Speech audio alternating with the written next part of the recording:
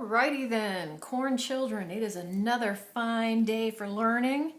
So we have here today the volume of revolution disk method part 1. There's an intro lesson. I hope you watched it. So intro lesson, now part 1. Alright, here we go. We are instructed to find the volume of a solid formed by revolving the area bounded by these three curves about an axis. That's going to be the way most of the problems are set up in our textbook. We're finding a volume, they're describing an area, and giving us an axis. So let's have at it, shall we? Okay. It is a volume. We're doing a three-dimensional shape, but in order to do the volume, you actually have to start with the area that's being spun. If you do the area region wrong, the whole thing's messed up. So let's take a minute and talk about this. All right, f of x, square root curve. Booyah. G of x, which is y equals 0, x-axis. X equals x, that's an x, that's a vertical line at 4. So you see here I have this shape bounded. It's bounded on all sides. There's no unbounded section. There's no fenced in part. Everything's fenced in. All right, we're going to take this shape and spin it about the x-axis. Last time I checked, this was the x-axis. So here's the idea, people. We're taking this shape and spinning it around the x-axis.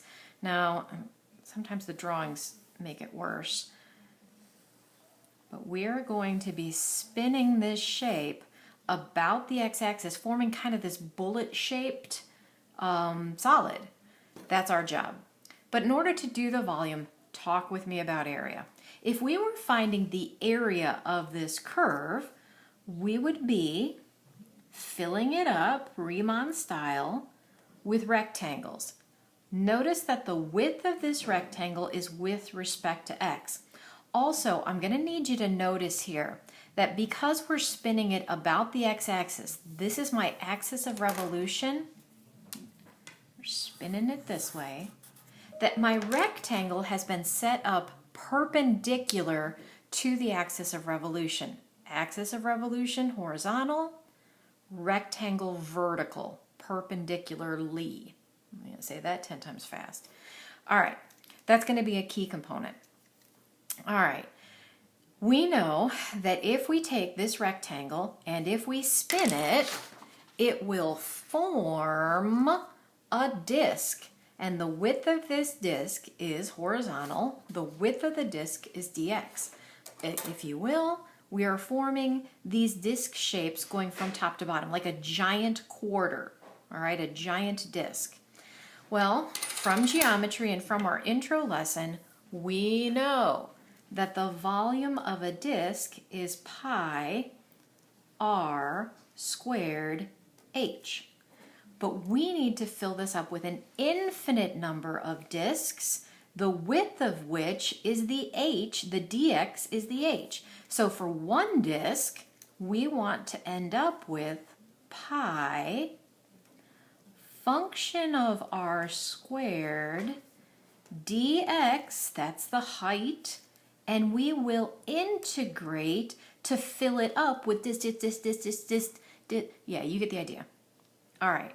In our particular case, these disks will run from 0 on the x-axis to 4 on the x-axis. Again, dx, x limits. 0, 4. That's for this example. It's not always 0 to 4. R of x is the tricky part, the radius that's going to be spun. If you do what I tell you to do, this will turn out just fine. Draw this on your paper. If you haven't, pause the video, come back, and then have the drawing with you. All right? Are you back? All right. Put your finger on the axis of revolution. We are spinning it about the x-axis. I have one finger on the x-axis. Put your other finger on the rectangle as far away as it can go. These locations are determining for you your axis, your radius,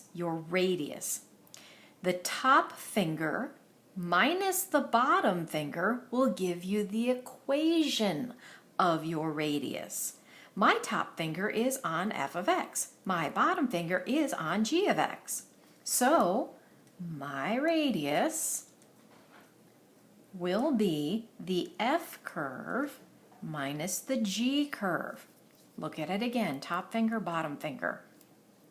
The f curve is square root of x. The g curve is 0. So this is the square root of x. That's our radius. It's a variable expression. Over here the radius is small. Over here the radius is big. It's a variable expression. It changes. That is our r of x. So the integration is actually pretty simple once we get that. We come down here.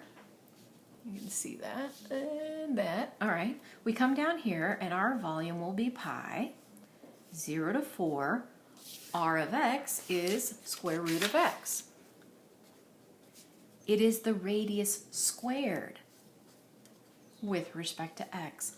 Aw, look how cute that is. It's so cute. Square root squared. Psh. 0 to 4, x dx. We integrate, we evaluate, and we're done. How do you integrate? Integrate up, integrate up. So this is a power rule, x squared over 2, limit 0 to 4, upper minus lower. Yes, you're welcome. I put the 0 in for you. There's your upper minus lower. That is 8 pi. That's your volume, people. You enjoy that now.